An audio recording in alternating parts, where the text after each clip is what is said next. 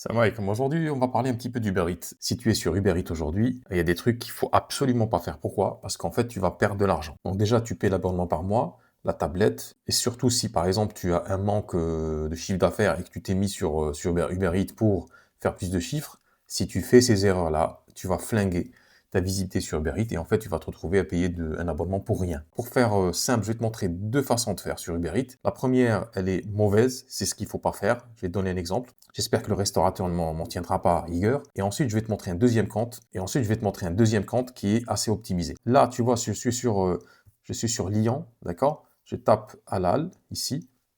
Alors, la première chose qui saute aux yeux, c'est les couvertures. Ça, énormément de restaurateurs ne prêtent pas attention à cette chose-là. Les bandeaux ici sont très très importants parce que c'est la première chose que ton client va voir. C'est ce qui va te donner envie. Là, tu vois, c'est super bien fait. Par contre, celui-là, par exemple, ça donne pas très envie. Donc je déroule. Celui-là aussi, on a énormément de blanc à côté, donc il perd de l'espace, etc. Ça, c'est la première chose. Il faut vraiment que tu optimises ton bandeau. Regarde ici, par exemple, voilà. Ça, c'est ce qu'il faut pas faire. Alors, c'est descendu, etc. On dirait que les photos ont été prises dans une cave. Ça, c'est un compte. On va rentrer, tiens, on va regarder. Donc déjà, tu vois la qualité de l'image. Ça donne pas très très envie. Je sais pas ce que c'est. Apparemment, c'est un resto libanais. On voit le drapeau ici. Donc quand on regarde, la présentation est intéressante, mais le problème c'est que les photos sont sombres. Si je rentre ici, c'est assez sombre. Et c'est assez sombre et la photo est assez floue. Donc c'est un truc qu'il faut pas faire. Là, on a un plat qui se balade dans une assiette. Alors moi, j'aurais conseillé de faire une assiette beaucoup plus petite pour éviter cet effet un peu bizarre. On dirait qu'elle a été jetée dans l'assiette. Et quand on descend, on a donc là les kebabs. Bon, j'ai déjà parlé des photos, mais déjà, bon, c'est point positif. On a les images. Par contre, quand tu descends, il y a certains plats, par exemple ici, Beirut Ring, je sais pas quoi, bowl, on n'a pas de photo. On n'a aucune photo. Donc, qu'est-ce qui permet au client de commander? Rien. On descend, frites maison, donc c'est assez particulier, hein. On a des plats, donc les bowls, donc les poutines ici, je pense qu'ils sont à 12 euros. C'est ça que normalement le restaurateur devrait vendre.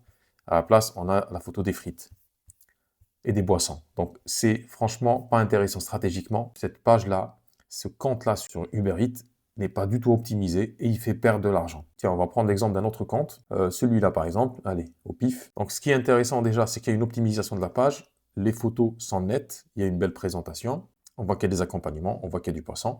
Donc on a déjà quelque chose d'intéressant. Là, on a un descriptif du restaurant, ce qu'il fait. Ça donne beaucoup plus de contexte. Et là, on voit qu'il y a un effort qui a été fait sur les plats. J'aurais pas choisi cette disposition, mais elle est bonne. Surtout, bon, le fond, il laisse à désirer. Mais là, on a quand même les plats, bonne qualité de photo, etc. Avec une promotion ici, gratuite. Donc ça attire l'œil tout de suite. On descend. La présentation laisse à désirer. On a les plats qui flottent un peu, mais on a les photos. On a les photos sur les produits. Donc moi, si j'étais client et que j'ai envie de manger ce genre de nourriture, alors restaurant, voilà, les réputés parce que reflète tradition culinaire du Maghreb. Ok, donc cuisine ethnique, Maghreb. Déjà, c'est intéressant. On voit qu'il y a des tagines ici.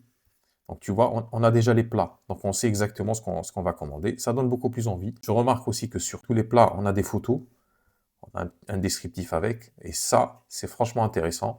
On a aussi, donc, je crois que c'est de enfin, du fast-food classique, on a aussi le mot gratuit ici, qui peut attirer l'œil aussi. C'est parfait. Les photos sont intéressantes. On va regarder une photo ici. Elles sont pas nettes, mais c'est mieux que la page précédente. Peut mieux faire. Donc, soit tu as une page comme ça et tu perds de l'argent, elle n'est pas du tout optimisée. Je pense qu'il faut revoir. Alors, surtout ici, là, je regarde sur PC, quand tu regardes sur mobile, dis-toi que les images sont plus petites. Alors aujourd'hui, si tu es sur Uber Eats, c'est très important d'optimiser ton profil. Le bandeau, hyper important, c'est la première chose que le client voit ici. C'est la première chose qu'on remarque. Donc ça, c'est vraiment le plus important.